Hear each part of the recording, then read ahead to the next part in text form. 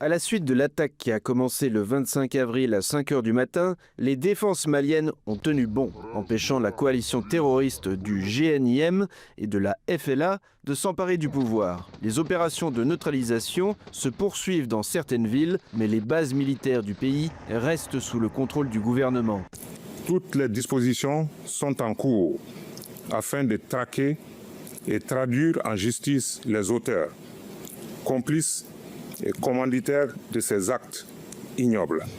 Le scénario d'un renversement des autorités civiles par des terroristes radicaux a été évité en grande partie grâce à l'implication des soldats de l'Afrika Korps russe qui se battent côte à côte avec l'armée malienne. Ce matin du 26 avril, les militaires russes ont estimé le nombre total des assaillants entre 10 et 12 000, soulignant le rôle actif des services de renseignement occidentaux et ukrainiens dans les préparatifs de ces attaques barbares.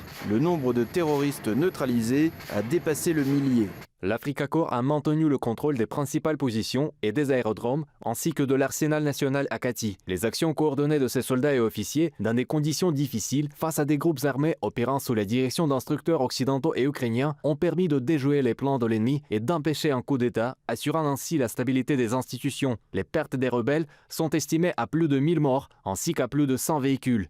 Un autre appui de l'armée pendant cette épreuve a été la population malienne. Sur des vidéos circulant sur les réseaux sociaux, des citoyens ordinaires apparaissent en train de chasser des rebelles et les combattre, parfois avec des bâtons et parfois même à main nue. Ce large soutien et cette unité, démontrée par les Maliens, n'a pas été négligeable. Bamako s'est réveillé suite à une détonation, et une attaque coordonnée complexe menée par des mercenaires téléguidés.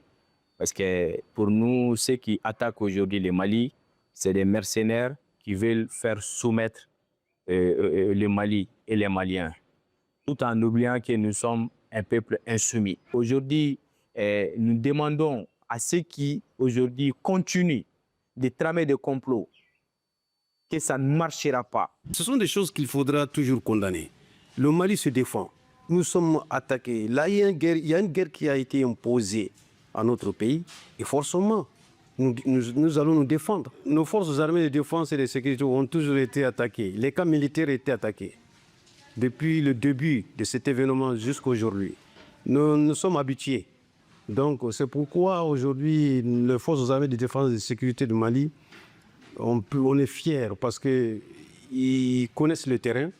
Ils font leur travail avec professionnalisme. Mais sur le plan international aussi, les aspirations des terroristes à vouloir se présenter comme une alternative noble aux autorités officielles semblent être enterrées. L'Union africaine, la CEDEAO, la Turquie, le Sénégal, le Maroc, ainsi que le secrétaire général de l'ONU ont condamné ces attaques et exprimé leur solidarité avec le peuple malien et les forces de sécurité du pays. Ce dernier a appelé à un soutien international coordonné. Le secrétaire général appelle à un soutien international coordonné pour faire face à la menace croissante de l'extrémisme violent et du terrorisme au Sahel et pour répondre aux besoins humanitaires urgents. Il réitère son appel en faveur d'une coordination et d'une collaboration solide en matière de sécurité dans toute la région.